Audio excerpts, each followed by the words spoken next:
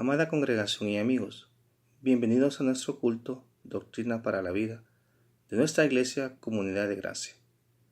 Hoy es día jueves 21 de mayo del 2020. Les saluda su hermano Dani Raudales. Le invito a que juntos y con un corazón dispuesto para el Señor nos preparemos con nuestras Biblias y nuestro himnario. Damos gracias a Dios que nos permite entrar a sus hogares por este medio de comunicación, dentro y fuera del país. Le invito a que abra su Biblia y en el libro de Juan, capítulo 14, versículo 1, la Biblia nos dice: No se turbe vuestro corazón, creed en Dios, creed también en mí. Vamos a orar para dedicar este tiempo al Señor. Inclinemos nuestro rostro. Amado Dios, te agradecemos porque nos permites continuar escuchando cada jueves tu palabra, la cual nos alienta a seguir adelante. Te dedicamos este culto que sea de edificación para todo aquel que lo escuche. Confiamos en tu providencia eterna que tú has preparado para cada uno de nosotros. Gracias te damos porque nos has sostenido con tu misericordia y por esa salvación eterna que nos has dado. Todo esto te lo agradecemos en el nombre de tu Hijo amado Jesucristo. Amén. A continuación, los himnos para el Señor. El himno número 280 de nuestro himnario Celebremos su Gloria se titula Bellas Palabras de Vida. En el libro de Juan 6:63 nos dice la palabra del Señor: Las palabras que yo os he hablado son espíritu y son vida. Entonemos al Señor.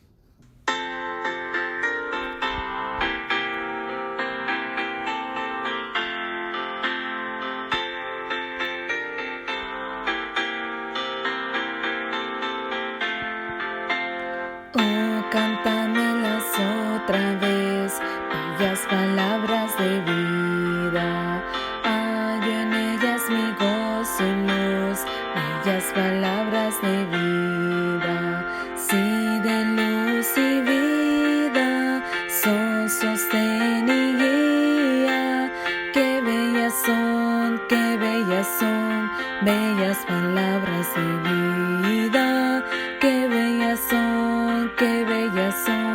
bellas palabras de vida. Jesucristo a todos da bellas palabras de vida. Él llamándote hoy está, bellas palabras de vida. Bondadoso te salva y al cielo te llama.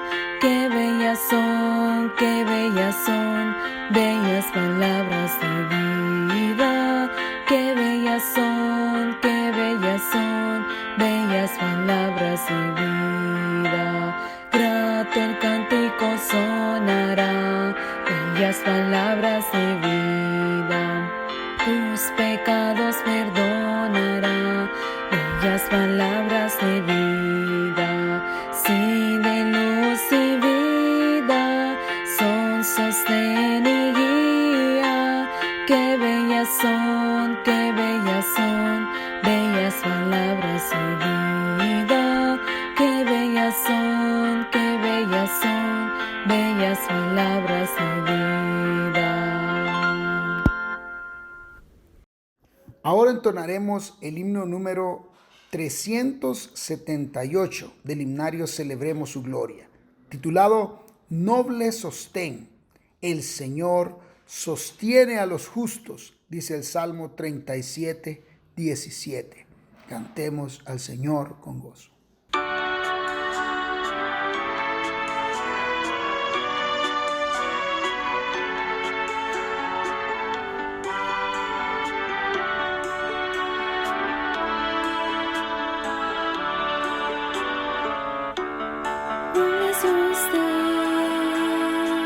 De la esperanza mía, fuente bendita de la vida eterna, tan solo el alma que en tus fuerzas fía.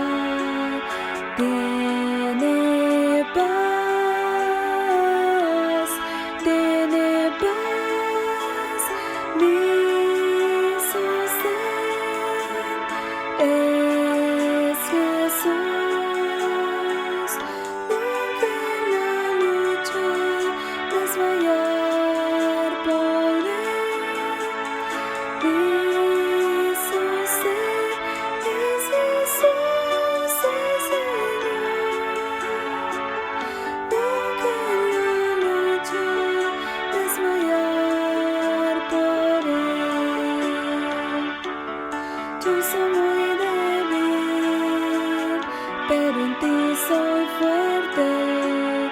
No que en la lucha desmayar por él. Si tú estás conmigo, ni a la misma muerte temeré,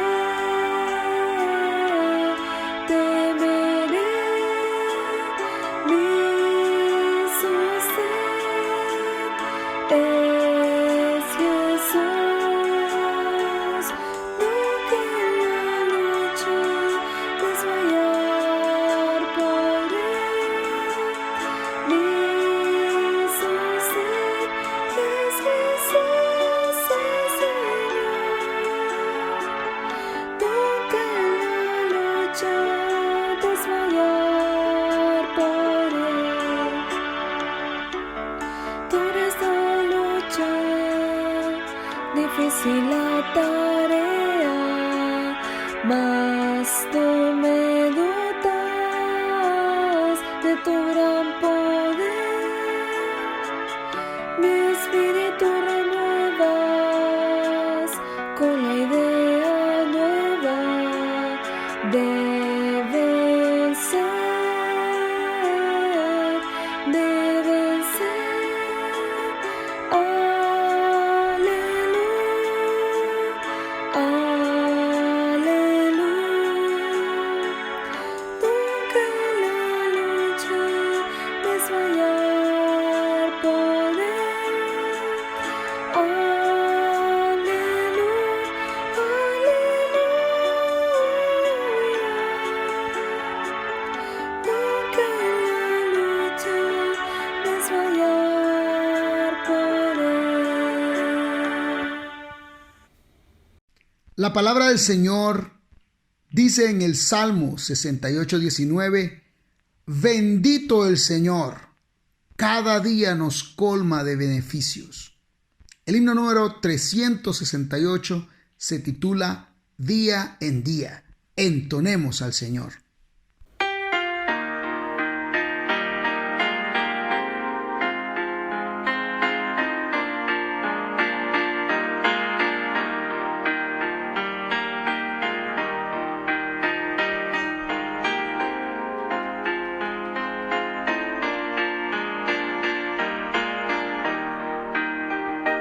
Día Cristo está conmigo, me gozo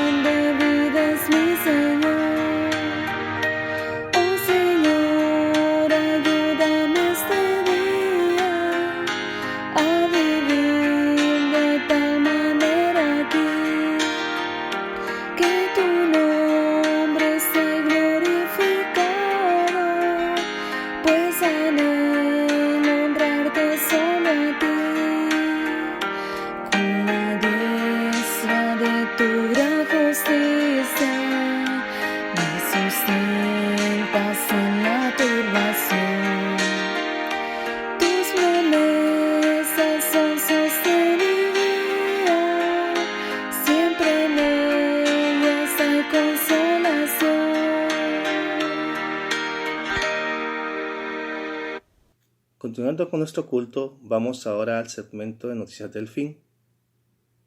Invito a la hermana Andrea Cáceres. Buenas tardes, queridos hermanos, que el Señor continúe bendiciendo sus vidas. Les saludo Andrea Cáceres y quiero compartir con ustedes las noticias del fin. La primera. Científicos explican cómo el coronavirus se camufla cual lobo con piel de cordero para engañar a nuestro organismo. Según un comunicado publicado en el sitio web de la Universidad de Southampton de Reino Unido, los numerosos picos que tiene el SARS-CoV-2 para adherirse a las células humanas e infiltrarse en ellas están recubiertos de azúcares o glícanos que camuflan la proteína del virus y de esta manera engañan a nuestro sistema inmunológico. Al cubrirse de azúcares, estos virus son como un lobo con piel de cordero, afirmó el líder del estudio, Max Crispin, profesor de la Universidad de Reino Unido. Uno de los hallazgos claves de nuestro estudio es que a pesar de cuánta azúcar haya, este coronavirus no está tan altamente protegido como algunos otros virus, señaló Crispin. Otros virus, como el VIH, que se quedan en un huésped, tienen que evadir al sistema inmunológico constantemente y tienen una capa realmente densa de glícanos como escudo para el sistema inmunológico, explicó el científico, añadiendo que el menor blindaje de azúcares del que dispone el coronavirus puede reflejar que es un virus de atropello y fuga, que se mueve de una persona a otra.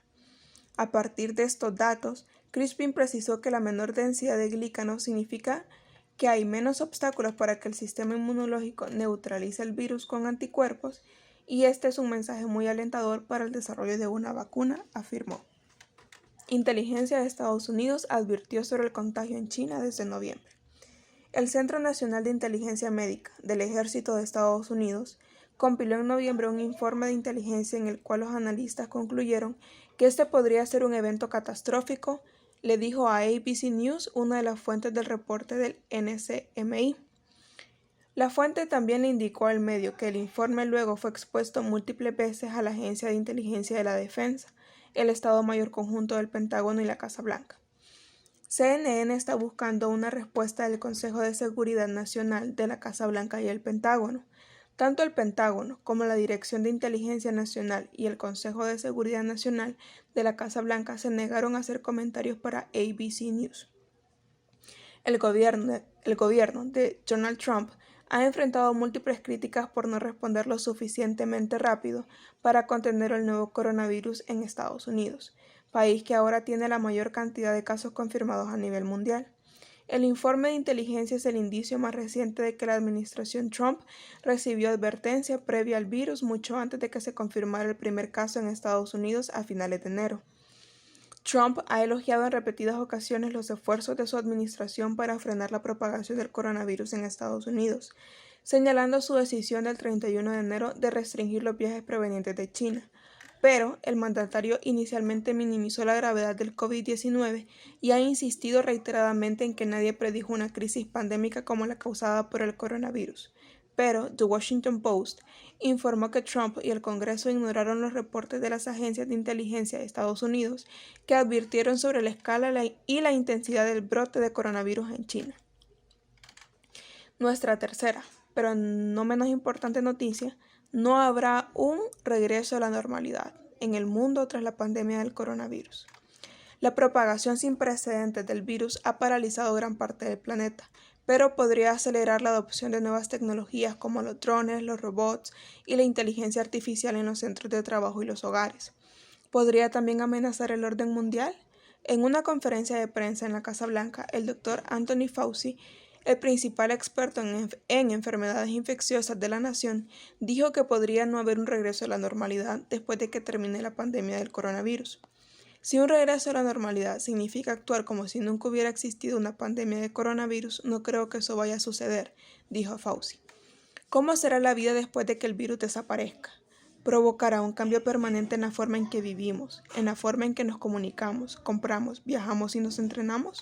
Y a mayor escala, ¿cómo afectará al orden mundial? ¿Pagarán los gobiernos el precio por reaccionar tan lentamente y por los millones de personas infectadas y cientos de miles de muertes en todo el mundo? Algo sí está claro. A corto plazo, al menos hasta que esté disponible una vacuna o un medicamento efectivo, cualquier negocio o evento que involucre reuniones de un gran número de personas en espacios cerrados será el más afectado. desde escuelas y universidades hasta iglesias, estadios de fútbol, centros comerciales, restaurantes, parques de atracciones, aerolíneas y cruceros. Es posiblemente que algunos negocios nunca se recuperen y todos tendrán que adaptarse. Algunos ya lo han hecho, desde los restaurantes que ofrecen menús para llevar hasta las escuelas, universidades e incluso los gimnasios con clases virtuales. Estamos entrando en una nueva normalidad y no esperamos que las cosas vuelvan a ser como antes, dijo André Dua, socio principal de la firma de consultoría de gestión McKinsey.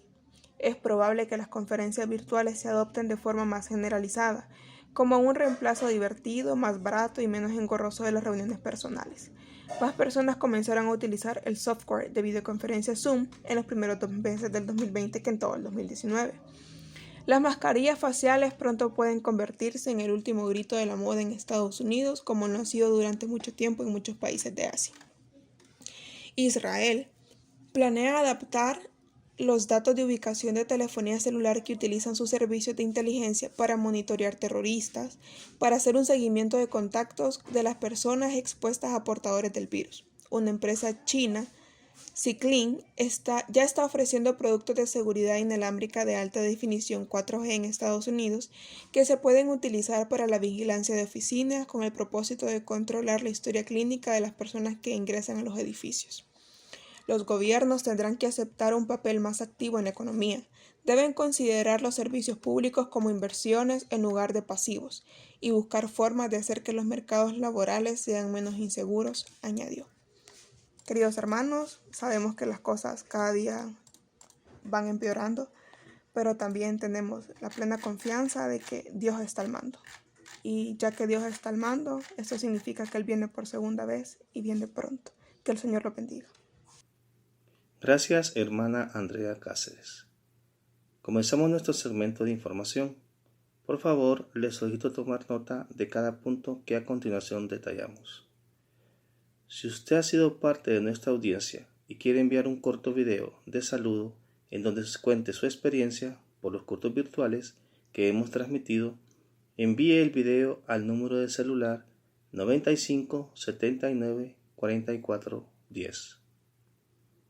Le invitamos a poder ver todas esas transmisiones nuevamente y a compartirlas con sus hermanos, amigos, familiares, compañeros de trabajo, de estudio y publíquelos a sus contactos en las redes sociales y así podamos presentar el Evangelio de Salvación a todos juntos. En la actualidad la Iglesia Evangélica Comunidad de Gracia cuenta con 2 cadenas de oración, una que tiene 10 años de vigencia donde se reciben peticiones de oración sobre salud, temas económicos, asuntos legales, necesidades espirituales, entre otros. Si usted tiene una petición de oración, comuníquese con la hermana Karen Sánchez al número de celular 33 65 71 31.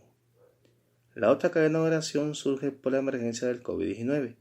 Es la denominada 24 horas, con peticiones específicas para este tema, con hermanos orando en segmentos de media hora cada uno. Si usted quiere participar activamente en ella, llame al hermano Onan Morel al número de celular 88 00 99 70 y así poder incluirlo y enviarle la petición. Si usted desea ofrendar o diezmar vía electrónica en el banco o en el autobanco, puede hacerlo al número de cuenta 11-401-015776-6 del Banco de Occidente. Repito, si usted quiere ofrendar o diezmar vía electrónica o en el banco o en el autobanco, puede hacerlo al número de cuenta 11-401-015776-6 del Banco de Occidente. Los invitamos este viernes 29 de mayo a participar en el Día de Oración y Ayuno, que como congregación apartamos los últimos viernes de cada mes. Se transmitirán los devocionales en los siguientes horarios: 7 a.m., 9:30 a.m., 12 meridiano y 3 p.m. Y cerramos con el culto de oración a las 6:30 p.m. A continuación, nuestro hermano Onan Morel, con el saludo fraterno a la audiencia. Dios les bendiga, mi nombre es Onan Morel y por este medio quiero enviarles un saludo fraterno En primer lugar, a los miembros de la congregación de nuestra amada Iglesia Evangélica Comunidad de Gracia. Quiero saludar especialmente a ese equipo de servidores del cual soy parte, del cual me honro en decir que soy parte y que he trabajado hombro a hombro con hermanos y hermanas al servicio del Señor en las puertas, en el templo, facilitándole a los hermanos y a los invitados de nuestra congregación, pues todo el servicio y el amor y la atención que ellos se merecen. También quiero saludar muy especialmente a hermanos de otras congregaciones que el día de hoy están pues tomándose el tiempo de ver este video, este culto virtual que nuestra amada iglesia ha preparado tanto para nuestra congregación como para todo aquel que está sediento de escuchar la verdadera y genuina palabra del Señor, el evangelio precioso de salvación de nuestro Señor Jesucristo. Un saludo a ustedes también y a todos los amigos que en algún lado están el día de hoy viendo y escuchando estas grabaciones.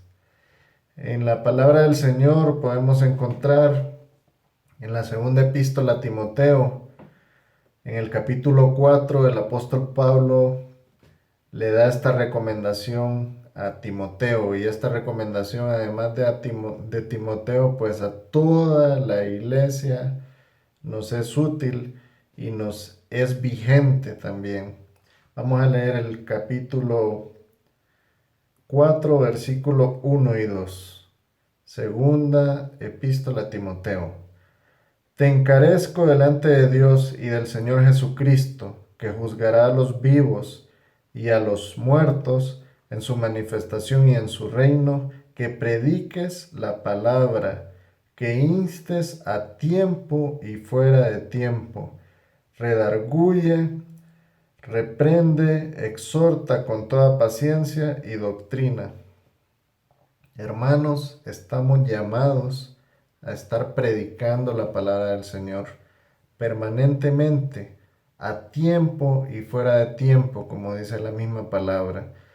Este es un momento en el que tenemos oportunidad de hacerlo, y no solo por nuestro propio medio, por nuestra propia voz, sino que también utilizando herramientas como lo son estos medios virtuales en donde estamos el día de hoy grabando estos cultos. Que el Señor les bendiga, hermanos. Les invito a que transmitan y envíen copias de todas estas grabaciones de los cultos virtuales de nuestra iglesia. Dios les bendiga. Gracias, hermano Onan Morel. Ahora es el tiempo de las ofrendas y diezmos. Le invito a que disponga su corazón y en obediencia a la palabra de Dios.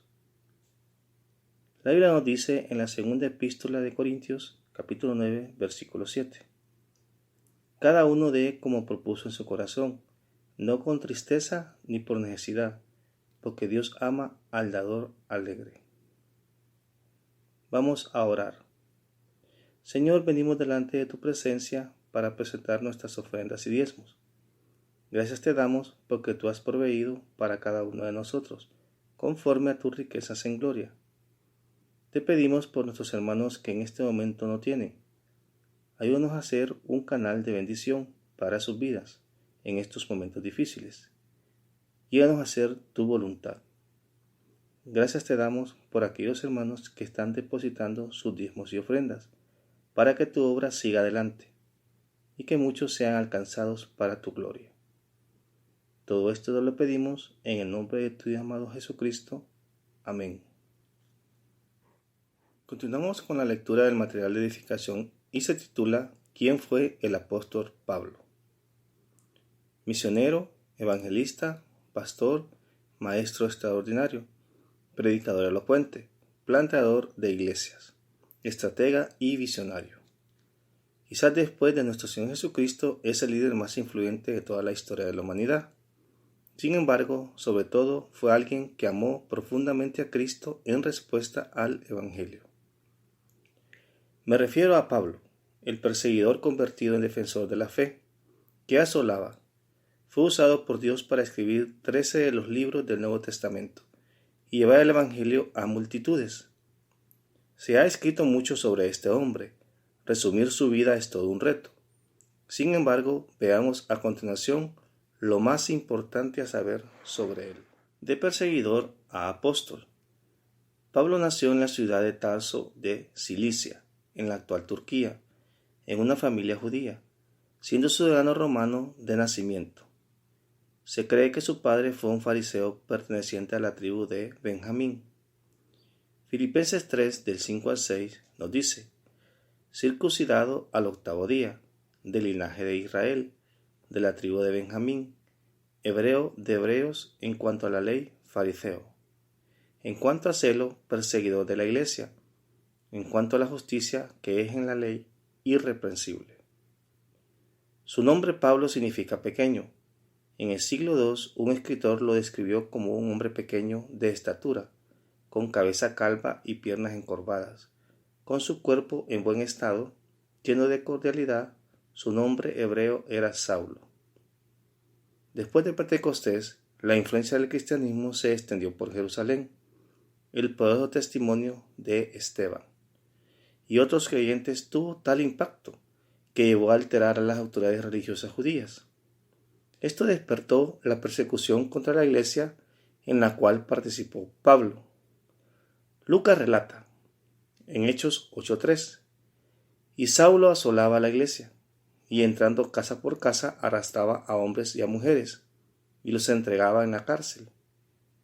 Su celo por la ley y la pasión por perseverar la pureza del judaísmo lo condujeron a ser un enemigo del cristianismo. Fue en ese estado de agitación que se dirigió a Damasco.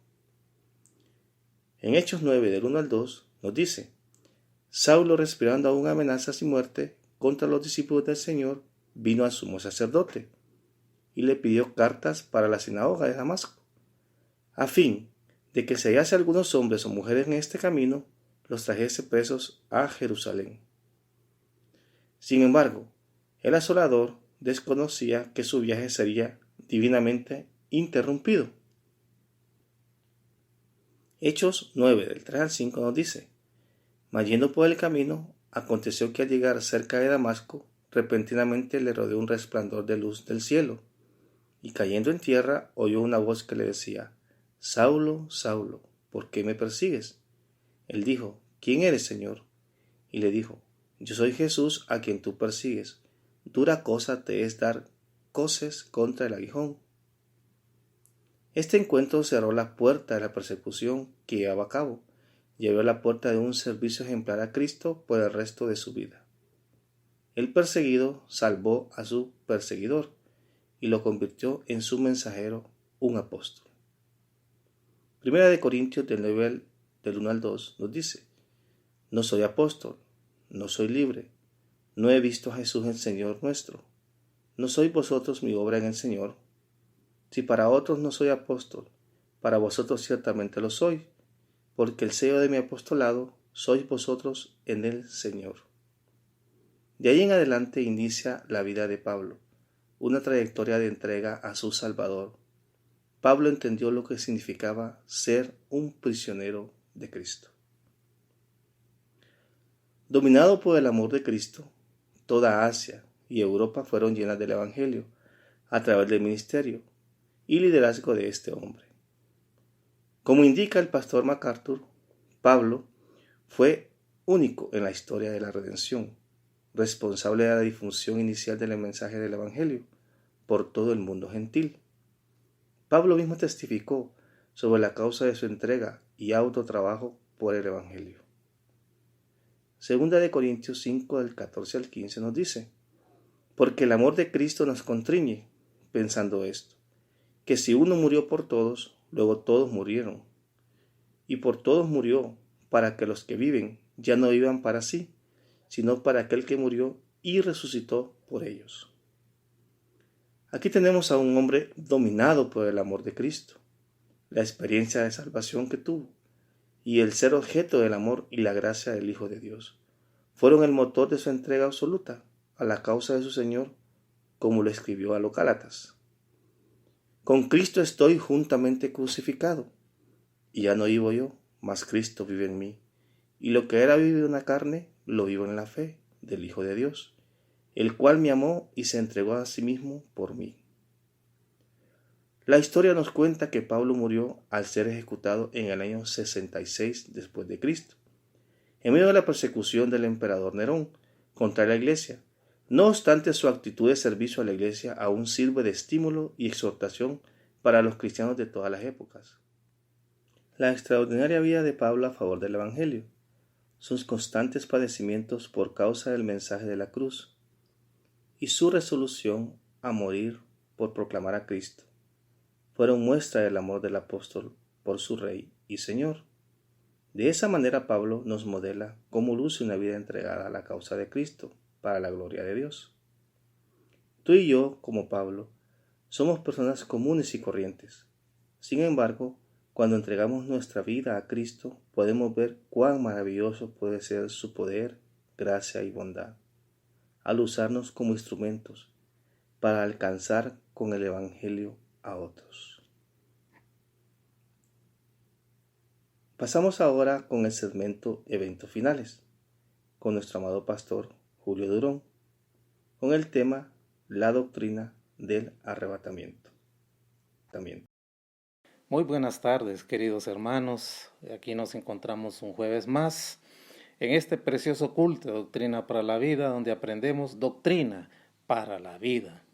Aquí aprendemos la palabra de Dios para que nuestra fe tome esqueleto, tome músculo, tome fortaleza, y de esa manera pues estemos preparados para los embates de la vida y para todas aquellas cosas que tenemos que enfrentar mientras estemos en esta tierra, con decisión, con nuestra fe puesta en el Señor, y de esa manera pues salir victoriosos y exitosos.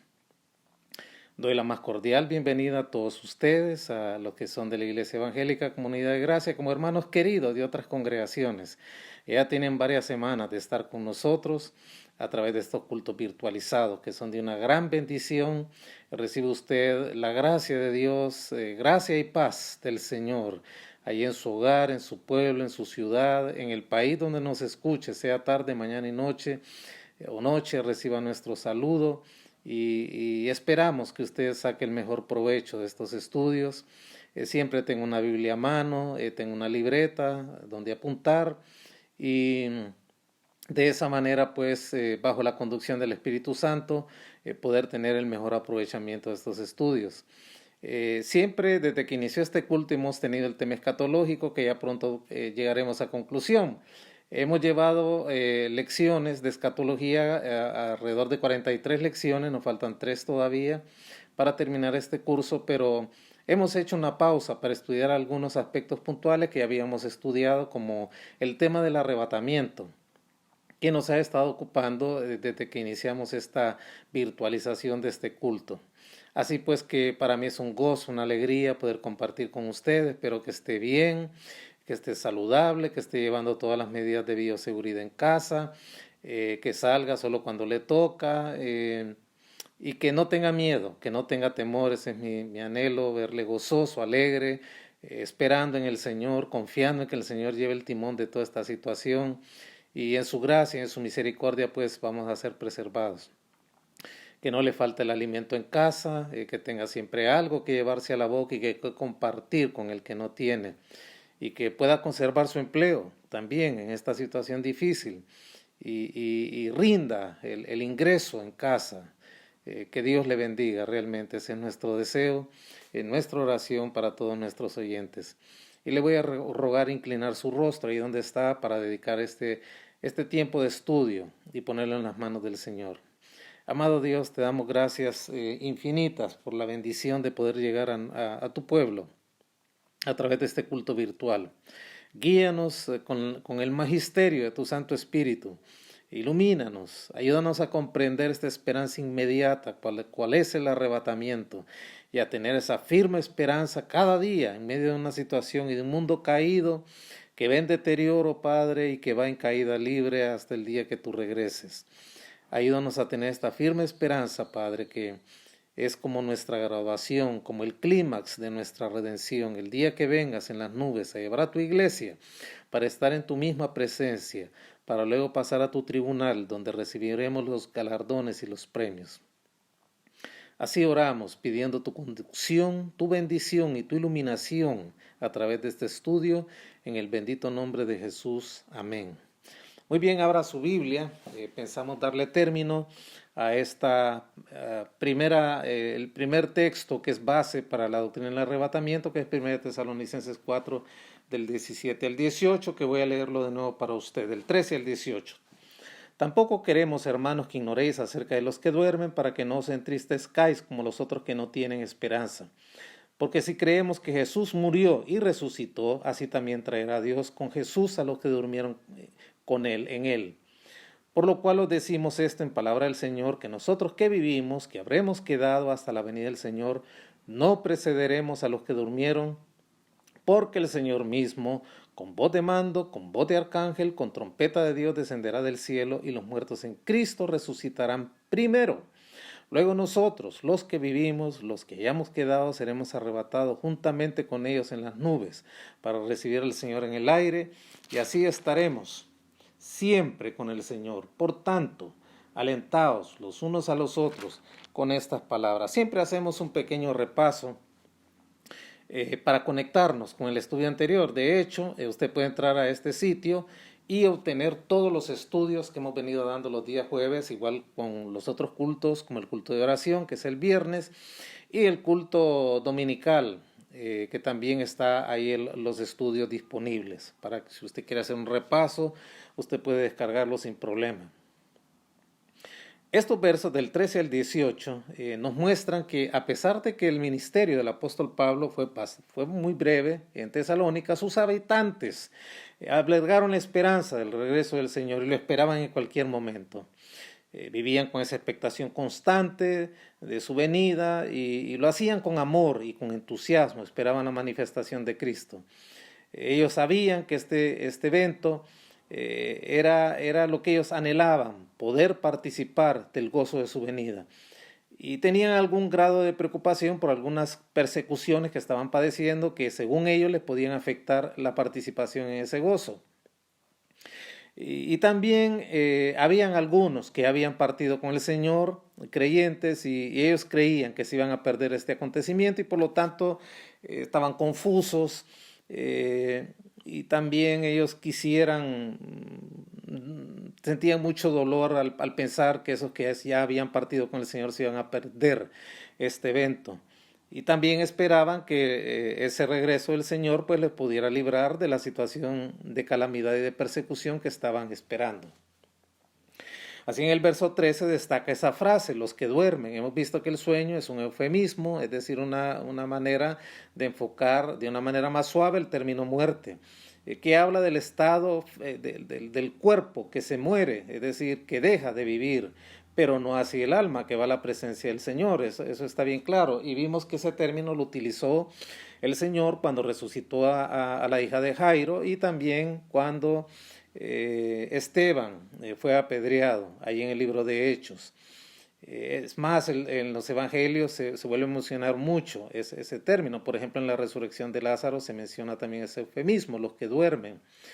Y obviamente que no hay razón alguna para que los creyentes se lamenten cuando un ser querido se va, tanto en aquel tiempo como ahora. No debe de haber dolor en el sentido como que es una gran pérdida. No es ninguna gran pérdida porque ellos no se van a perder la venida del Señor, pues ellos también serán transformados. Cuando Él regrese, arrebatará a su iglesia. Y luego en el verso 14 resalta esa frase que el Señor traerá con Jesús. Cristo murió y resucitó. Y los que murieron creyendo en Él, de igual manera como Cristo murió y resucitó, se van a levantar para ser llevados al cielo por el Señor mismo, cuando Él venga a arrebatar a su iglesia. Y este texto, junto con San Juan 14, el 1 al 3, y 1 Corintios 15, 51 y 52, forman la base de la doctrina del arrebatamiento y hablan del mismo tema. Y hemos visto que todos los que hayan muerto con el Señor antes de que Él venga a arrebatar a su iglesia, van a ser llamados por el Señor, van a ser juntados con los que estén vivos cuando eso ocurra y van a ser llevados de regreso al cielo con el Señor. Luego el verso 15, el apóstol, para entrarle al tema del arrebatamiento, utiliza, les digo esto por palabra del Señor. Pablo se refería acaso de algo que el Señor hubiese referido en los evangelios durante su ministerio terrenal respecto a este tema. Realmente no, porque la única referencia que el Señor hizo al arrebatamiento se encuentra en el Evangelio de Juan 14, versos del 1 al 3. De ahí no hay ninguna otra mención. Muchos confunden lo que dice, por ejemplo, Mateo 24:30, Juan 6:39 y 40, Juan 11:25 y 26 con el tema del arrebatamiento, pero realmente ahí no está hablando de ese tema, sino que está hablando de la segunda venida del Señor al final de la gran tribulación para juzgar. Y se confunden porque hay algunas cosas comunes entre esos textos que mencioné, y 1 Tesalonicenses 4, el 13 al 18, porque se habla de una trompeta, es un factor común entre esos textos y este de Tesalonicenses, una reunión de los elegidos, pero son más las disparidades, porque por ejemplo en los textos que mencioné, el Señor viene en una nube a la tierra, pero en 1 Tesalonicenses 4, el 13 al 18, el Señor viene a las nubes y son los creyentes los que suben a las nubes para luego ser llevados por el Señor a su misma presencia. En esos textos que mencioné, el tema de la resurrección no es prioridad, pero aquí sí se habla de una resurrección. En 1 Tesalonicenses 4, el 13 al 18, entre otra gran diferencia. Y no incluye ningún orden de resurrección en aquellos textos, pero aquí sí se incluye, es el tema principal. Entre algunas de las diferencias que están ahí en aquellos textos son los ángeles los que reúnen, y aquí es el Señor mismo de una manera personal quien viene a las nubes por su iglesia a recogerla a las nubes para luego llevarlas al cielo del Señor. Ve usted que son dos cosas totalmente diferentes. Aparte de eso, no es una referencia a algo que el Señor ya hubiese mencionado en los evangelios, como se quiere hacer creer, que la segunda venida de Cristo y el arrebatamiento es una misma cosa. No hay tal cosa. La única referencia, repito, que el Señor hace es en San Juan 14, versos del 1 al 3.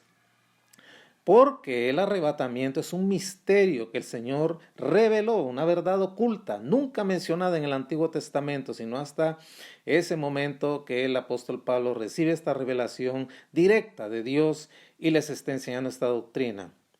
Hay una segunda frase en el verso 15 que nos dice: nosotros que vivimos, que habremos quedado. Realmente el apóstol Pablo siempre tuvo la convicción en su corazón que en vida de él el Señor vendría. Y que sucedería así, es decir, siempre él tuvo ese tema como una inminencia, como algo que estaba pronto o cerca a suceder.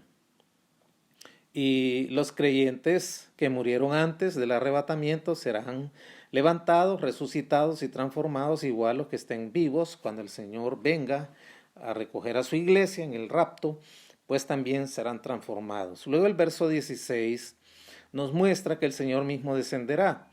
Él es el que viene, no son ángeles los que vienen con él. Él es el que viene y habrá una voz de arcángel. Hablamos que muy poco se conoce de la estructura arcangelical. Miguel es el único que se menciona, aunque en Daniel 12, del 1 al 3, pareciera que se mencionara otro arcángel ahí. Pero lo más probable es que esa voz del arcángel será el del arcángel Miguel, que siempre está asociado a la resurrección de Israel. El Señor descenderá con voz de mando, con voz de arcángel y con trompeta de Dios. Esta trompeta de Dios no es la trompeta de los juicios que anteceden la segunda venida del Señor a juzgar después de la tribulación, que conforma parte de los 3 series de juicios que se encuentran entre los capítulos 6 hasta el 19 de Apocalipsis. 7 sellos, 7 trompetas y 7 copas. Por lo tanto, no se trata de esas trompetas, sino que es una trompeta de preparación. Es una trompeta que solo los que serán arrebatados la van a oír y los que han dormido en el Señor. Es una trompeta de preparación y de liberación definitiva, como la trompeta que se tocó en el campamento cuando fue convocado Israel para acercarse al monte de Sinaí, donde le sería entregada la ley a Moisés. Luego el verso 17, que fue donde quedamos, nos dice así: luego nosotros, los que vivimos o los que hayamos quedado, seremos arrebatados juntamente con ellos en las nubes para recibir al Señor en el aire. Tras la resurrección de los muertos, cuando el Señor emprenda su descenso a las nubes, con voz de mando, con voz de arcángel, y se escuche la trompeta, los primeros que se van a levantar son los muertos en Cristo. Ellos van a resucitar. Y el espíritu de cada uno de estos creyentes que ya están en la presencia del Señor, que han estado con el Señor, entonces se van a unir para siempre a su nuevo cuerpo resucitado. Eso lo dice la palabra del Señor. Leímos textos como 2 Corintios 5:8 y Filipenses 1:23, que lo voy a leer de nuevo. Nos dice así, 2 Corintios 5:8, pero confiamos y más quisiéramos estar ausentes del cuerpo y presentes al Señor. Ese texto es un texto precioso que vale la pena verlo aquí. ¿Qué pasa cuando un creyente muere? ¿A dónde va? Bueno, va a la misma presencia del Señor, aquí lo dice. Lo dice el verso, mírelo. Pero confiamos y más quisiéramos estar ausentes del cuerpo y presentes al Señor. Hablamos el jueves pasado que el apóstol Pablo estaba seguro que el cielo es un lugar mejor que la tierra. Y por eso, si lo pusieran a elegir, él prefería estar con Dios. Y esa es una declaración sincera la que hace aquí el apóstol Pablo, de sus profundos sentimientos, de sus anhelos reales, y esa era su perspectiva de vida, ¿verdad?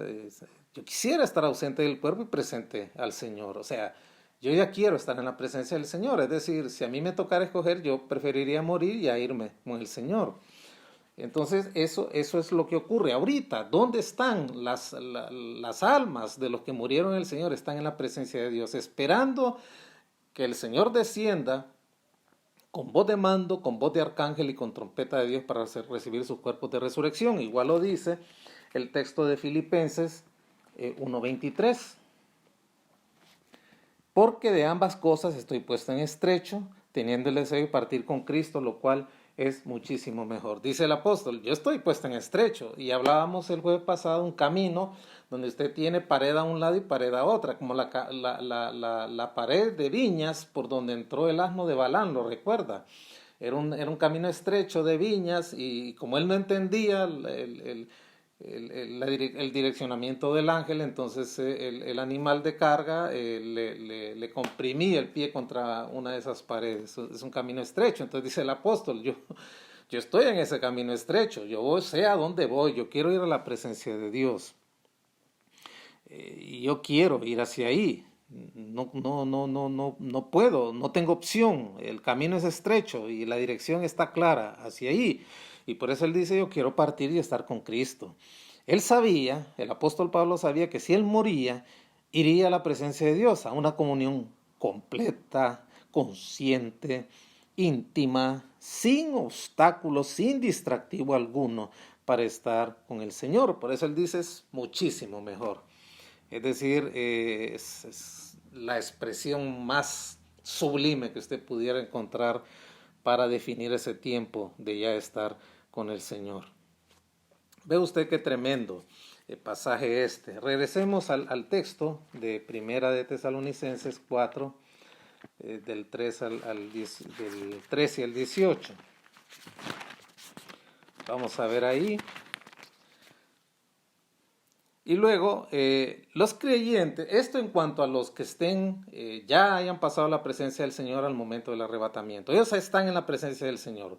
Repito, pero cuando el Señor descienda y cuando con voz de mando y con voz de arcángel y se escuche la trompeta de Dios, entonces esos que están en la presencia del Señor salen de su lugar a recibir su cuerpo de resurrección. Y luego nosotros, usted y yo, si viniera el Señor hoy o mañana o mientras estemos vivos, ¿qué va a pasar con nosotros en ese momento? Vamos a ser arrebatados. Así de sencillo, arrebatados. Vamos a un texto precioso que se encuentra en el Evangelio de Juan, capítulo 10, verso 28. La verdad que vamos a leer el 28 y el 29 porque los dos están íntimamente relacionados. Vamos a hablar, este pasaje, el capítulo 10 del Evangelio de Juan, es el pasaje del buen pastor. Es uno de los grandes yo soy del Señor. El yo soy, el Dios eterno, el yo soy, yo soy. Así se reveló el Señor a los israelitas en el proceso de la liberación del pueblo de Egipto, de la esclavitud de Egipto, el gran yo soy. El Señor dice, yo soy el yo soy. A través de estas experiencias, yo soy el pan de vida, yo soy la resurrección y la vida, yo soy la vida verdadera entre algunos, y aquí está, yo soy el buen pastor. Pero este pasaje envuelve la seguridad del creyente y tiene que ver con el término de arrebatar. Sí podemos ser arrebatados de este mundo. Claro que podemos ser sustraídos de este mundo en resurrección, los que hayan partido con el Señor antes del arrebatamiento, y podemos ser sustraídos de este mundo los que estemos vivos. Si nos tocara el evento del arrebatamiento, que en este momento el Señor descendiera del cielo, escucharíamos la voz de mando, la voz de arcángel y la trompeta de Dios para salir de este mundo. Y nos dice así esos versos 28 y 29. Dice así el Señor, hablando de su condición del buen pastor: yo les doy vida eterna y no perecerán jamás, ni nadie los arrebatará de mi mano. Mi Padre que me los dio es mayor que todos ellos, y nadie los puede arrebatar de la mano de mi Padre. Esto es tremendo, hermano. Como le digo, nosotros podemos ser sustraídos de este mundo perfectamente, violando todas las leyes físicas, porque las leyes el Señor las hizo. La ley de la gravedad va a ser quebrantada en ese momento para ser quitados de este mundo, ser transformados en el aire, y en vez de descender por peso propio de las nubes hacia abajo, vamos a ascender hacia las nubes, los que estemos vivos, y ser transformados en ese momento, mientras las almas de los que ya partieron al Señor, que están en su presencia, salen al vuelo a recoger su cuerpo de gloria. Y juntos llegamos a las nubes, los que se fueron primero y los que estemos vivos en ese momento, nos reunimos con el Señor en las nubes y ascendemos al cielo de Dios. Aquí en estos dos versos, que los voy a leer de nuevo, San Juan 10, 28 y 29, yo les doy vida eterna, no perecerán jamás, nadie los arrebatará de mi mano, mi Padre que me las dio es mayor que todos y nadie los puede arrebatar de la mano de mi Padre. Estos dos versos, hermanos, están como sumergidos en solo un término. Se menciona aquí seguridad eterna. Mire, la salvación es producto de Dios. Nadie le puede agregar un ápice a su salvación. Nadie por portarse bien puede sostener su salvación. Nadie, absolutamente nadie. La salvación se origina en Dios y termina en Dios. El trabajo de la manutención, del mantenimiento de la salvación mientras el creyente está en este mundo es de Dios, y por eso hay seguridad de que hemos nacido de nuevo y nuestro destino es la eternidad. La seguridad de las ovejas de Jesús está fundamentada en Él, que es el buen pastor. Él lo dice aquí en este capítulo 10, porque solo Él tiene poder para protegernos. Y aquí nos habla de los ladrones y los salteadores, que son los enemigos comunes de los rebaños, de las ovejas. Y ninguno de ellos, ni los ladrones, ni los salteadores, ni los lobos rapaces, pueden hacernos daño. Y este verso 29 ofrece es una lección, pero sumamente clara, pero muy clara, de que solo el Padre está al frente de nuestra seguridad. Mire quién está al frente de nuestra seguridad, en esta tierra y en la eternidad, Dios mismo. Solo Él. Y esta lección nos muestra que nadie puede arrebatar algo de las manos de Dios.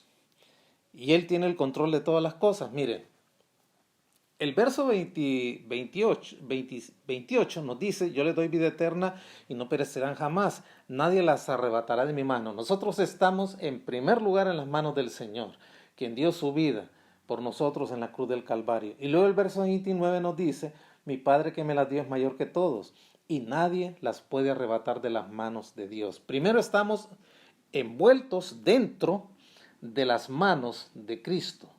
Y luego Dios pone sus manos en las manos de Cristo. Dígame usted, ¿quién le puede hacer daño? ¿Una pandemia? ¿Los miedos de este mundo? ¿Los temores? ¿La incertidumbre en la cual nosotros vivimos? ¿Le puede hacer daño? Nada le puede hacer daño, porque al frente de nuestra seguridad está Dios. Nadie puede abrir los dedos de las manos de Dios.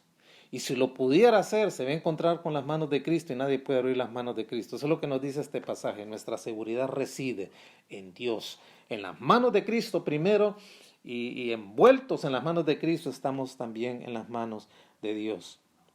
Él tiene control de todas las cosas, hermanos. Hay un texto que recuerden, Colosenses 3:3, si usted me acompaña ahí, para que podamos ver esto. Mire qué tremendo esto, Colosenses 3:3. Porque habéis muerto y vuestra vida está escondida con Cristo en Dios. Esa es otra manera de decir lo que dice San Juan 10, 28 y 29. Lo repito, Colosenses 3:3. Porque habéis muerto y vuestra vida está... ¿Dónde está escondida primero nuestra vida? En Cristo y luego en Dios.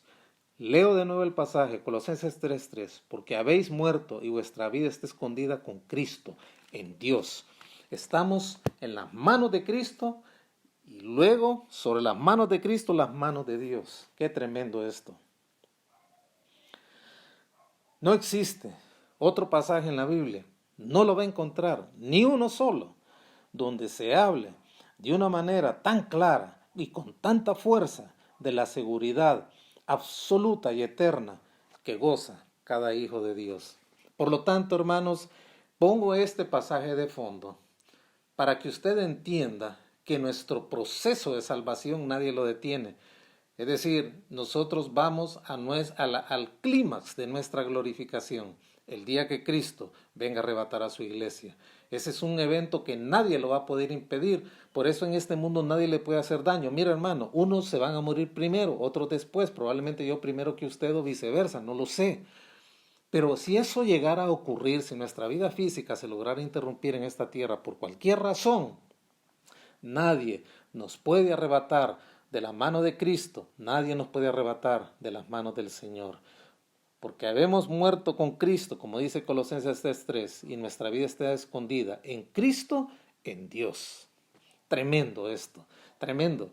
El arrebatamiento nadie lo va a impedir, ni nadie va a impedir que sea que usted se vaya primero, resucite en ese momento y reciba su cuerpo de gloria para recibir al Señor en las nubes, o sea que usted esté vivo y sea transformado en ese momento. Este proceso es inviolable y se va a dar con una seguridad y una certeza del 100%. Hay otro pasaje que me gustaría que lo pudiéramos ver, y este pasaje se encuentra, ya le digo, vamos de nuevo a primera de Tesalonicenses 4, el 13 al 18. Vamos a ver Hechos 8:39. Vamos a ver el texto de Hechos 8:39.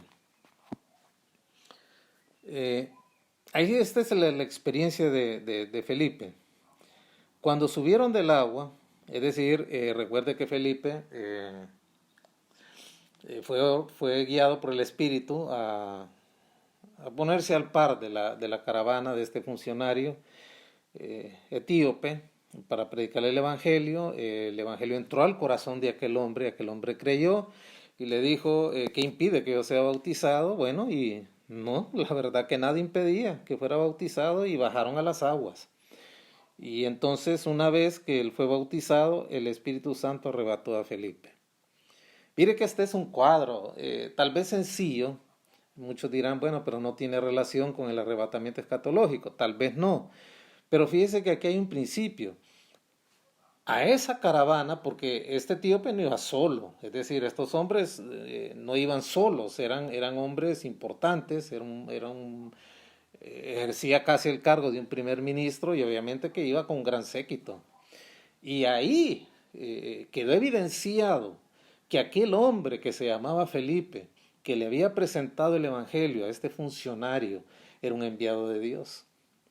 Mira, hermano, lo mismo va a ocurrir el día del arrebatamiento. ¿Cuántas personas usted le ha hablado del Evangelio? ¿Cuántas personas en su barrio, en su colonia, en su trabajo saben que usted es un hijo de Dios? Y usted les ha hablado el Evangelio verbalmente cuando ha tenido oportunidad, o ellos han visto en su conducta diferencias que lo hacen diferente, o sea, que les hace ver con claridad que usted es una persona que no es de este mundo, no porque sea un extraterrestre, sino porque su conducta lo hace diferente, o sea, hay algo que es como una sal que incomoda a algunos y de repente puede atraer a otros. Pero un día, cuando el arrebatamiento ocurra y aquellos que han rechazado el Evangelio, que son cercanos suyos, sean de su familia, su barrio, su trabajo, vean solo aquel bulto de ropa y se den cuenta que hay otros creyentes en la colonia, en el barrio, o en la empresa, en el trabajo, que ya no están, se van a dar cuenta y van a recordar y van a tener por testimonio del cielo que ustedes eran hijos de Dios.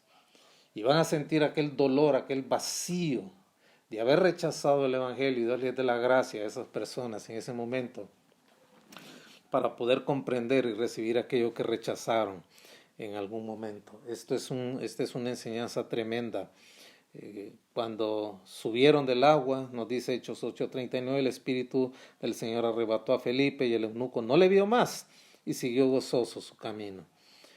Un testimonio de que aquel hombre desconocido que se había aparejado a la caravana y le había planteado el Evangelio era verdaderamente un enviado de Dios y había traído el nuevo nacimiento a esa vida. Tremendo pasaje este. Vamos a regresar a nuestro texto de nuevo en 1 Tesalonicenses 4, del 13 al 18. No lo perdamos de base, póngale ahí el dedito o póngale también una marquita para que no se nos esté yendo. Para todos no es fácil estar yendo y viniendo por las escrituras y por eso necesitamos tener siempre método para estar viéndolo. Tremendo pasaje ese que hemos visto en Hechos también. Y vamos a continuar entonces. Y este pasaje, si nosotros podemos ver este pasaje, 1 Tesalonicenses, bueno, la verdad que lo hemos venido haciendo desde que iniciamos el estudio del arrebatamiento, pero este pasaje, 1 Tesalonicenses 4, del 13 al 18, tiene que verse a la luz de dos pasajes más, como le digo.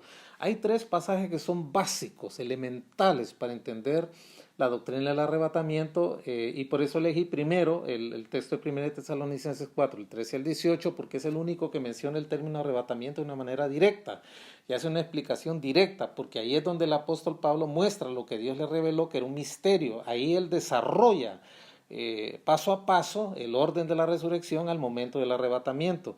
Pero hay dos pasajes más que arrojan luz a esto y fue la única referencia que el Señor hizo al tema, que se encuentra en San Juan 14, versos del 1 al 3, que lo voy a leer para usted, y luego también 1 Corintios 15, 51 al 52. Cuando terminemos de estudiar este pasaje, 1 Tesalonicenses 4, del 13 al 18, pasaremos luego al texto de San Juan 14, del 1 al 3, que es la única referencia que el Señor hizo directa al arrebatamiento, y luego a otro pasaje que el apóstol Pablo hace referencia al mismo tema, que es 1 Corintios 15, 51 al 52.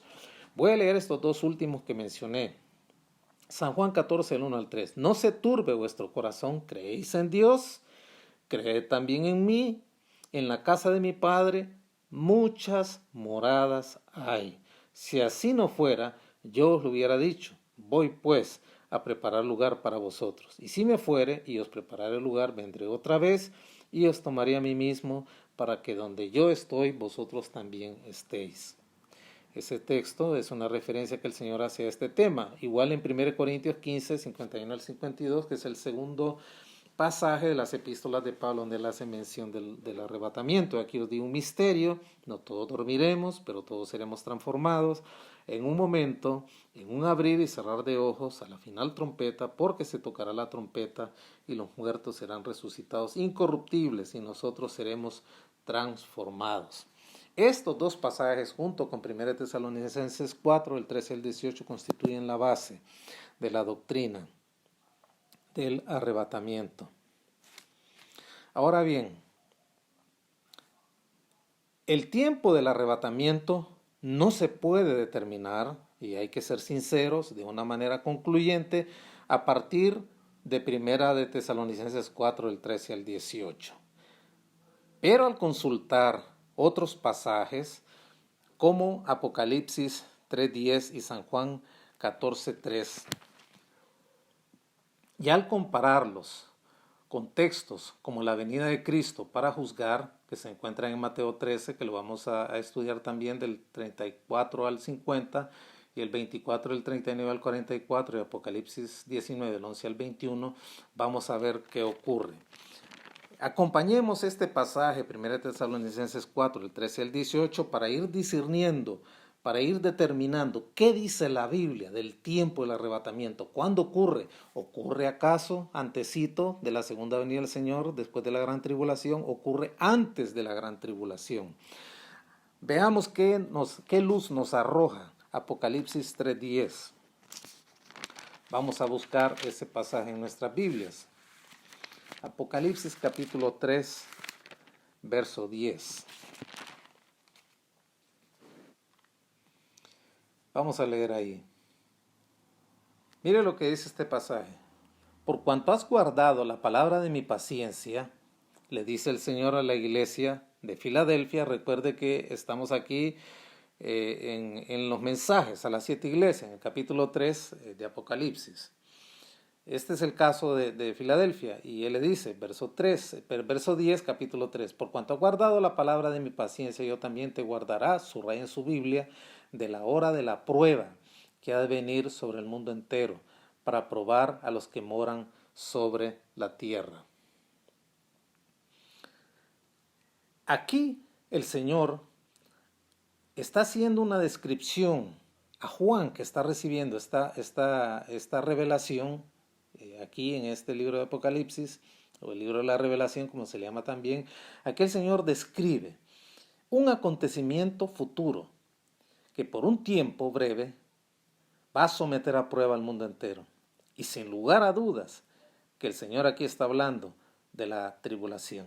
Ese periodo de 7 años, antes de que el reino terrenal de 1000 años del Señor sea establecido. Y que se va a caracterizar esos 7 años por la descarga de la ira de Dios en juicios expresados en este libro, como los 7 sellos, las 7 trompetas y las 7 copas. Regreso a la lectura del verso 10, Apocalipsis 3. Por cuanto has guardado la hora de mi paciencia, por cuanto has guardado la palabra de mi paciencia, yo también te guardará, subraya en su Biblia, la hora de la prueba que ha de venir sobre el mundo entero, para probar a los que moran en la tierra. Esa hora de la prueba, sin lugar a dudas, por el contexto de todo lo que habla el libro de Apocalipsis, se refiere a la gran tribulación. Ese periodo de 7 años, donde la ira de Dios se va a descargar literalmente sobre el mundo entero en juicios severos, 7 sellos, 7 trompetas y 7 copas anchas de la ira de Dios. Va esas 3 series de 7 juicios, cada uno descarga la ira de Dios sobre los moradores de la tierra, sin lugar a dudas. Y el Señor le promete a la iglesia aquí que la va a preservar de esa hora de la prueba, es decir, de la gran tribulación. La gran tribulación aquí, queridos hermanos, y si usted quiere encontrar esas 3 series de juicios que definen la descarga de la ira de Dios sobre los moradores de la tierra, puede leer desde los capítulos 6 de Apocalipsis hasta el 19, que muestra ya el descenso del Señor en su segunda venida. Y obviamente, hermanos, la segunda mitad de esta tribulación, la Biblia la define como gran tribulación. Si usted busca el capítulo 7, verso 14, aquí puede encontrar ese término, Apocalipsis 7, 14. Y yo le dije, Señor, tú lo sabes. Y él me dijo, los que han salido de la gran tribulación y han lavado sus ropas y las han emblanquecido en la sangre del Cordero. Prácticamente la primera mitad de la gran tribulación, es decir, los primeros 3 años y medio, ahí se corren los primeros 7 juicios, que son los 7 sellos. Una vez que se rompe el 7º sello, inician las 7 trompetas y las 7 copas, que son los juicios de intervención directa de Dios sobre la tierra. En la segunda mitad de la tribulación, y a esa segunda mitad de 3 años y medio, la palabra del Señor la llama la gran tribulación. Es tremendo esto. Fíjese que este periodo de tiempo, de la segunda mitad de los 7 años, que son 3 años y medio, la Biblia lo define como un periodo de tiempo. Y vamos a ver algunos textos en cuanto a eso. Vaya por favor a Apocalipsis 11, 2 y 3. Ahí ocurren varias cosas y está claramente definido ese segundo periodo de tiempo dentro de la gran tribulación de 3 años y medio. Vamos al capítulo 11 de Apocalipsis, verso 2 y 3. Pero el patio que está fuera del templo déjalo aparte y no lo midas, porque ha sido entregado a los gentiles y ellos hollarán la ciudad por 42 meses. Y daré a mis 2 testigos que profeticen por 1260 días vestidos de silicio. Mire, los meses en las escrituras, desde los términos que se mencionan en el diluvio de Noé, los meses son de 30 días. Y aquí nos dice, en este verso 2, que el patio que está fuera del templo déjalo aparte y no lo midas, porque ha sido entregado a los gentiles. Es decir, está abominable a Dios. El templo de Herodes tenía 3 atrios, el atrio externo, que era el de los gentiles, luego seguía el atrio de las mujeres y por último estaba el atrio de los israelitas. El atrio de los gentiles estaba limitado por una barda. Nadie podía entrar hacia el atrio de los israelitas, sino moría. Ningún gentil podía entrar ahí. Cualquier prosélito gentil podía quedarse en el atrio de los gentiles y adorar a Dios ahí, pero más de ahí nada más. Y Dios le da orden al que está midiendo el templo que no entre más allá, porque para Dios va a ser una abominación lo que los gentiles harán en la gran tribulación intentando destruir a Jerusalén. Pero aquí lo dice claro, en los versos 2 y 3, mire la medida de tiempo que está ahí, acerca de los 3 años y medio finales de la gran tribulación. Pero el patio que está fuera del templo déjalo aparte y no lo mida, porque ha sido entregado a los gentiles y hollarán la ciudad por 42 meses. Si usted divide 42 meses entre 12, le van a dar exactamente 3 años y medio. Que es el segmento de tiempo que se le llama gran tribulación dentro de la tribulación. Y el verso 3, y daré a mis 2 testigos que profeticen por 1260 días vestidos de silicio. Dios va a levantar 2 testigos, cuya identidad, estudiando la palabra de Dios en Apocalipsis, se puede ver. No lo vamos a entrar en detalle en eso porque no es el tema. Pero si usted divide 1260 días entre 30, le van a dar 42 meses, es decir, 3 años y medio. Aquí, la segunda parte, que es la más severa de la gran tribulación, los últimos 3 años y medio, está definida por 2 cosas. No medir el atrio, que ha sido entregado a los gentiles, que van a hollar la ciudad y van a intentar destruirla, y también la profecía de los 2 testigos. Pero hay otros pasajes, en el 12:6 y el 14, que hablan de este término de tiempo. Mire lo que dice ahí. Y la mujer huyó al desierto donde tiene lugar preparado por Dios para que ahí la sustente por 1260 días. En el capítulo 12 de Apocalipsis se nos habla de una mujer que da a luz. Y lo que da a luz es la nación de Israel. Dios va a proteger a su remanente, nos dice aquí en este verso 6. Y Dios va a permitir que esta mujer huya, porque el diablo la va a perseguir a la nación de Israel como nunca durante la gran tribulación, durante esa segunda mitad de la gran tribulación, para destruir a Israel y de esa manera impedir que Cristo regrese por segunda vez. Y dice que el Señor la va a esconder en algún lugar y la va a sustentar por 1260 días. Divide esa cantidad entre 30 días y le van a dar 42 meses, es decir, 3 años y medio. Vimos el primer evento, que es impedir que el que está midiendo el templo no mide el atrio, porque es abominación a Dios, el testimonio de los 2 testigos y la acción de Dios de proteger a la nación de Israel en este verso 6.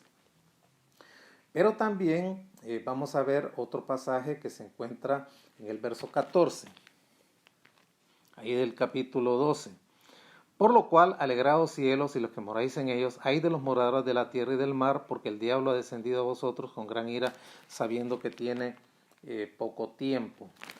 Pero aquí básicamente es el verso 14, Apocalipsis 12. Y se le dieron a la mujer las 2 alas de la gran águila, para que volase delante de la serpiente del desierto, es decir, de Satanás, a su lugar donde será sustentada por un tiempo, tiempos y la mitad de un tiempo. Ese tiempo, tiempos y la mitad de un tiempo, nos está hablando de 1 año, 2 años y la mitad de 1 año, 3 años y medio. Habla de la misma acción de protección de Dios de una manera sobrenatural, de la persecución de Satanás sobre Israel para preservar el remanente que le va a recibir en su segunda venida. Y luego podemos ver el capítulo 3, verso 5, 13:5 de Apocalipsis. Hablando del falso profeta que es el primer ministro del anticristo, ese que va a hacer grandes señales para que adoren a la bestia. También se le dio boca que hablase grandes cosas y blasfemias, y se le dio autoridad para actuar, subraya en su Biblia, 42 meses, es decir, 3 años y medio. Es la última acción. La primera es impedir que el que mide el templo no mide el atrio de los gentiles, porque es abominación a Dios lo que los gentiles intentarán hacer para hollar la ciudad de Jerusalén. El segundo acto, que define la parte más severa de la gran tribulación, es decir, los últimos 3 años y medio, es el testimonio de los 2 testigos llevando el evangelio eterno. Y la tercera acción es la protección de Dios a Israel, escondiéndola del ataque feroz de Satanás a través del anticristo para destruir ese remanente que le va a recibir en la segunda venida. Se va a ocurrir también en la segunda mitad de la gran tribulación. Y vemos aquí el último acto, que es este, que acabamos de leer. Entonces, ve usted que aquí se refiere este verso 10 de Apocalipsis 3, que Dios promete a la iglesia preservarla de la gran tribulación. Y si Dios promete a la iglesia preservarla de la gran tribulación, eso indica que el arrebatamiento tiene que ser antes de la gran tribulación, no después de la gran tribulación. Este pasaje es esencial para poder entender esto.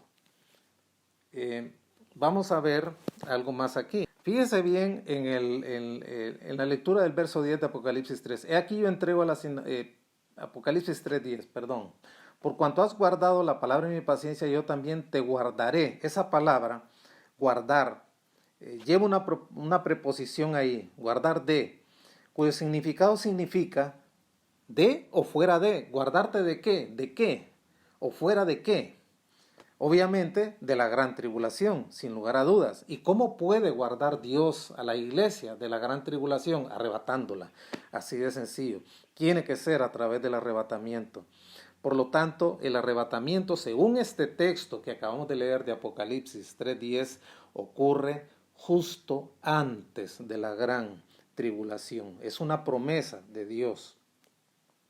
Esta gran tribulación, para los que quieren leer un poquito más, pueden leer Daniel 9, 24 al 27, donde nos habla la semana 70 de Daniel, que la semana 70 es precisamente la gran tribulación, y que también a la gran tribulación se le denomina el tiempo de angustia para Jacob. No dice tiempo de angustia para la iglesia, sino el tiempo de angustia para Jacob.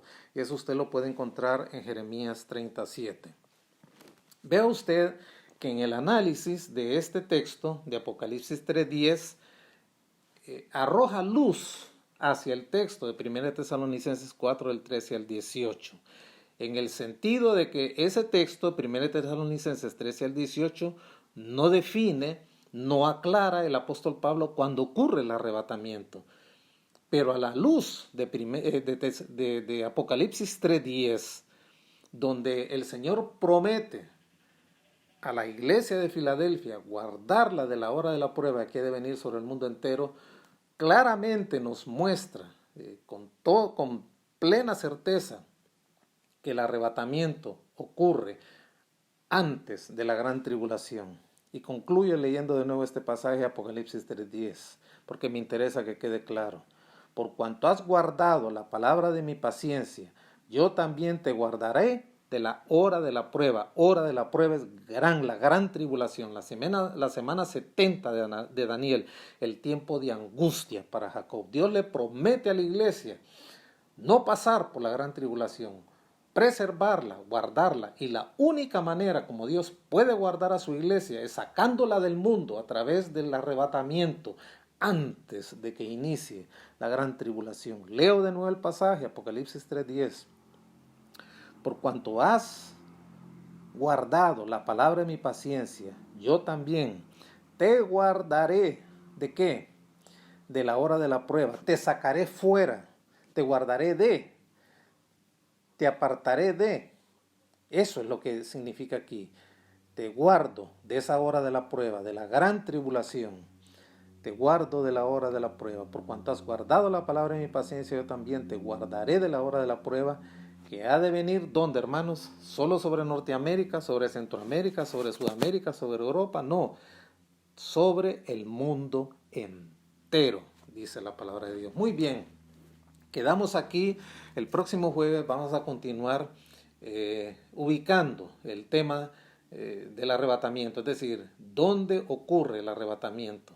Después de la tribulación o antes de la tribulación. Ya vimos en contundencia que Apocalipsis 3:10 nos da luz y nos arroja luz en el sentido de que el arrebatamiento como evento ocurre antes de la gran tribulación, porque el Señor le promete a la iglesia preservarla de la hora de la prueba que ha de venir sobre el mundo entero. Muy bien, incline su rostro, vamos a orar para despedir este tiempo. Amado Dios, gracias por tus promesas, por tu palabra que nos da tanta seguridad, nos da tanta certeza, Padre.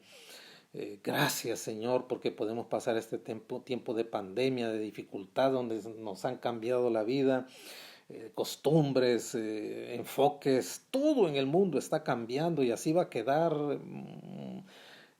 Van a cambiar las cosas severamente, Padre, y qué bueno saber que tus promesas no cambian, que están ahí, que tú llevas el carro de la historia. Tú eres el piloto de la historia del mundo, tú no improvisas, tú no vas improvisando en el camino a medida que los hombres van haciendo sus cosas, nada que ver, tú tienes un plan y estamos en ese plan. Y qué bueno, Padre, que lo más inmediato para nosotros es el arrebatamiento. Y anhelamos, Padre, no le tenemos miedo, al contrario, lo anhelamos con deseo profundo. Estar con Cristo es muchísimo mejor, Padre. Y qué bueno, Señor, que nuestros seres queridos que han muerto con el Señor ya están en tu presencia, invitados, promovidos por ti a tu misma presencia.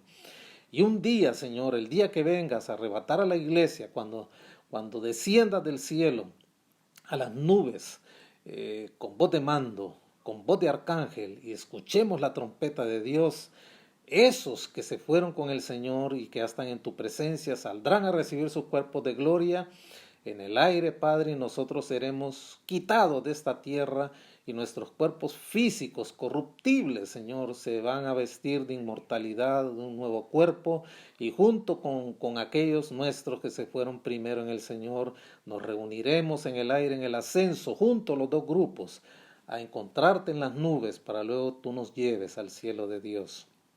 Gracias, Padre, esto nos da paz, nos da tanta bendición, tanta certeza, tanta energía, tantas fuerzas para continuar y no tener temor de lo que estamos pasando.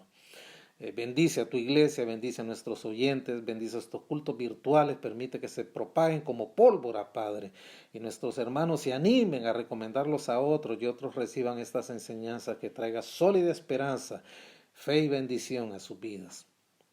Gracias te damos en el bendito nombre de Jesús. Amén y amén. Que Dios les bendiga, queridos hermanos. Les dejo con nuestro querido hermano que despide este culto virtual. Dios les bendiga.